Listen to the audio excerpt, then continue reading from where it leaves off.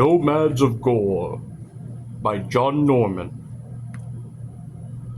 Chapter 1.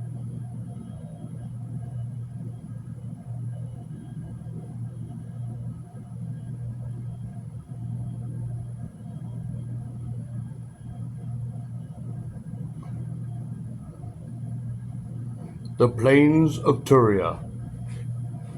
"Run!" cried the woman. "Flee for your life!" I saw her eyes wild with fear, for a moment above the reap cloth, and she had sped past me. She was peasant, barefoot, her garment little more than coarse sacking. She had been carrying a wicker basket containing vulos, domesticated pigeons raised for their eggs and meat. Her man, carrying a mattock, was not far behind. Over his left shoulder hung a bulging sack filled with what must have been the paraphernalia of his hut. He circled me wildly. "Beware," he said, "I carry a homestone." I stood back and made no move to draw my weapon, though I was of the caste of warriors, and he of the peasants, and I armed, and he carrying naught but a crude tool. I would not dispute his passage. One does not lightly dispute the passage of one who carries his homestone.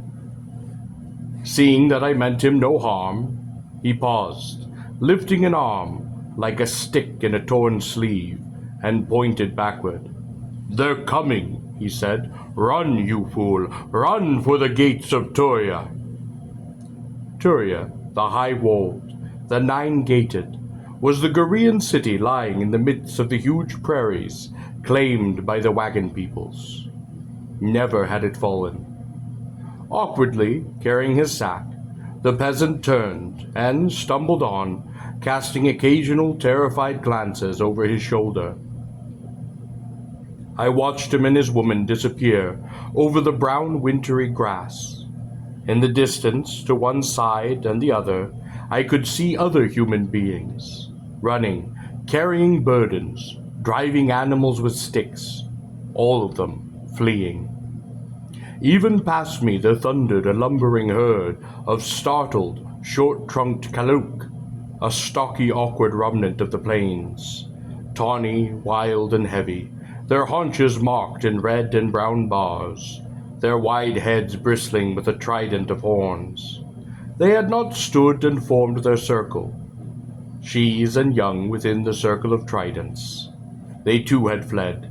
Further to one side I saw a pair of prairie sleen, smaller than the forest sleen, but quite as unpredictable and vicious, each about 7 feet in length, furred, six-legged, mammalian, moving in their undulated gait with their vipers' heads, moving from side to side. Continually they tested the wind. Beyond them I saw one of the tummets, a large flightless bird whose hooked beak, as long as my forearm, attested only too clearly to its gustatory habits. I lifted my shield and grasped the long spear, but it did not turn in my direction. It passed unaware. Beyond the bird, to my surprise, I saw even a black lari, a huge cat-like predator, more commonly found in the mountainous regions. It was stalking away, retreating unhurried like a king. Before what, I asked myself, would even the black lari flee? I asked myself how far it had been driven, perhaps even from the mountains of Ta Thassa that loomed in this hemisphere, Gor's southern, at the shore of Thassa, the sea, said to be in the midst without a further shore. The wagon peoples claimed the southern prairies of Gor, from the gleaming Thassa and the mountains of Ta Thassa, to the southern foothills of the Voltai Range, that reared in the crust of Gor like the backbone of a planet. On the north they claimed lands even to the rush-grown banks of the Katras, a broad, swift-flowing tributary feeding into the uncomparable Vosk. The land between the Katias and the Bosk had once been within the orders of the claimed empire of Ar, but not even Marlenus, Ubar of Ubars, when master of luxurious, glorious Ar, had flown his townsmen south of the Cartius. In the past months I had made my way afoot, overland, across the equator, living by hunting and occasional service in the caravans of merchants. From the northern to the southern hemisphere of Gor, I had left the vicinity of the Sadar Range in the month of Sivar, which in the northern hemisphere is a winter month, and had journeyed south for many months, and had now come to what some called the Plains of Turia, others the land of the wagon peoples. In the autumn of this hemisphere there is, due apparently to the balance of land and water, no particular moderation of seasonal variations, either in the northern or southern hemisphere. Nothing much, so to speak, to choose between them. On the other hand, Gor's temperatures, on the whole, tend to be somewhat fiercer than those of Earth, perhaps largely due to the fact of the wind-swept expanses of her gigantic land masses. Indeed, though Gor is smaller than Earth, with consequential gravitational reduction, her actual land areas may be, for all I know, more extensive than those of my own native planet. The areas of Gor which are mapped are large, but only a small fraction of the surface of the planet. Much of Gor remains to her inhabitants simply terra incognita. For purposes of convenience, I am recounting directions in English terms, thinking it would be considerably difficult for the reader to follow the references of the Gorian compass. Briefly, for those that it may interest, all directions on the planet are calculated from the Sadar Mountains, which for the purposes of calculating direction play a role analogous to our North Pole, or two main directions, so to speak, in the Gorian way of thinking, are Ta Sadar Va and Ta Sadar Kivar, or as one would normally say, Var and Kivar. Var means a turning, and Ki signifies negation. Thus, rather literally, one might speak of turning to the Sadar and not turning to the Sadar. Something like either facing north or not facing north.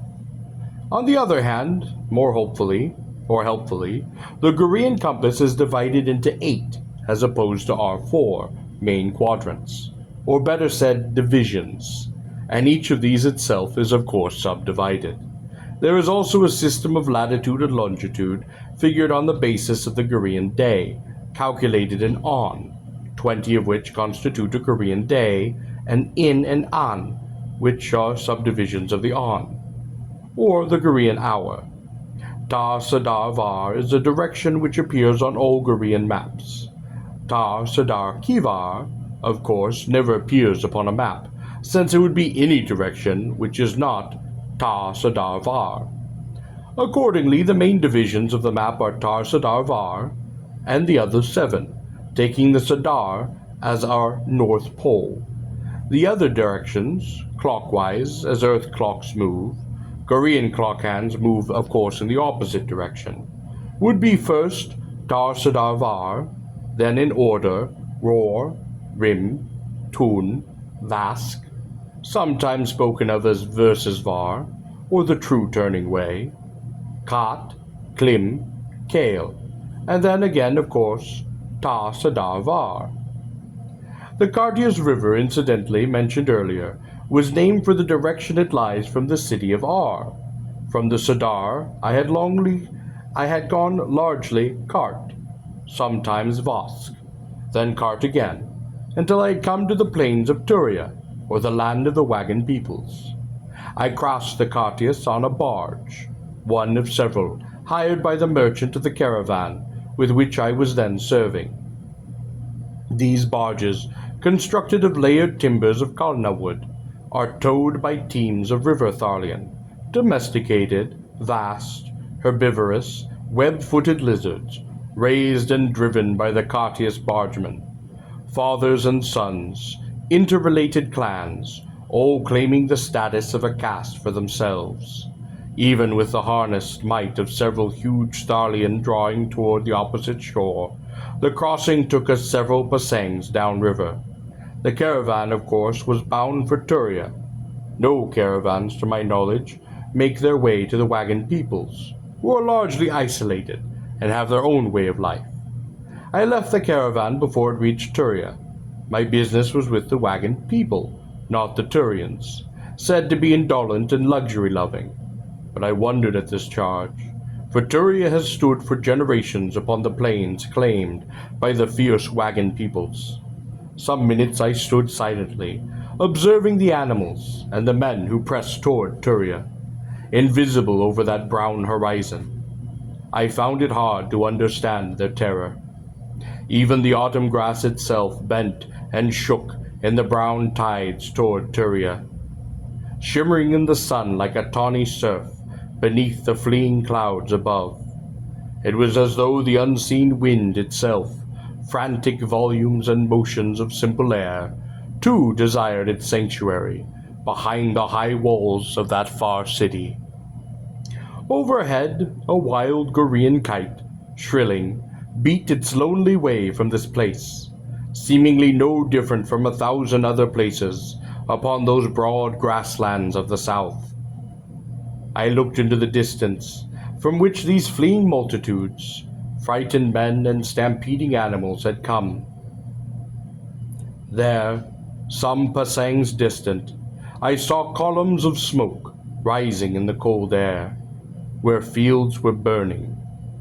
Yet the prairie itself was not afire, only the fields of the peasants, the fields of men who had cultivated the soil, the prairie grass, such that it might graze their ponderous bosque, had been spared.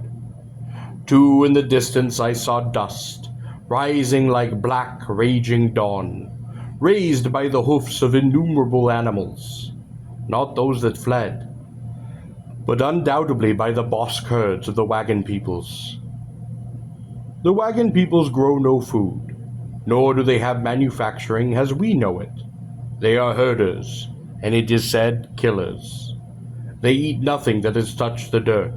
They live on the meat and the milk of the bosque. They are among the proudest of the peoples of Gor, regarding the dwellers of the cities of Gor as vermin in their holes, cowards who must fly behind walls, wretches who fear to live beneath that broad sky, who dare not dispute with them the open, windswept plains of their world. The bosque, without which the wagon people could not live, is much like an ox. It is huge, shambling animal, a thick humped neck, long shaggy hair. It has a wide head, tiny red eyes, and a temper to match that of a sleen. It has 2 long wicked horns that reach out from its head and suddenly curve forward to terminate in fearful points. Some of these horns on the larger animals measure from tip to tip, exceeding the length of 2 spears.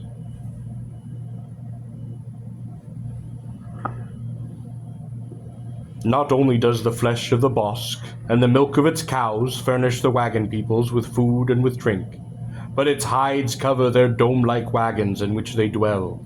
Its tanned and sewn skins cover their bodies.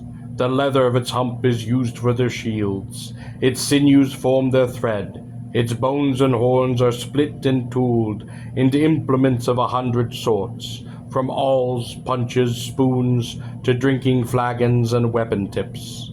Its hoof is used for glues. Its oils are used to grease their bodies against the cold. Even the dung of the bosque finds its uses on the treeless prairies, being dried and used for fuel. The bosque is said to be the mother of the wagon peoples, and they reverence it as such. The man who kills one foolishly is strangled in thongs, or suffocated in the hide of the animal he slew. If for any reason the man should kill a bosque cow with unborn young, he is staked out alive in the path of the herd, and the march of the wagon peoples takes its way over him. Now there seemed to be fewer men and animals rushing past. Scattered over the prairie, only the wind remained, and the fires in the distance, and the swelling, nearing roll of dust that drifted into the stained sky. Then I began to feel, through the soles of my sandals, the trembling of the earth.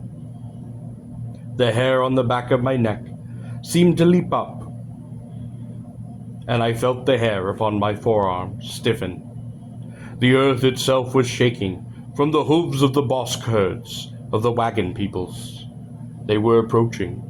Their outriders would soon be in sight. I hung my helmet over my left shoulder with the sheathed short sword. Upon my left arm I bore my shield. My right hand I carried the Goread war spear. I began to walk toward the dust in the distance, across that trembling ground.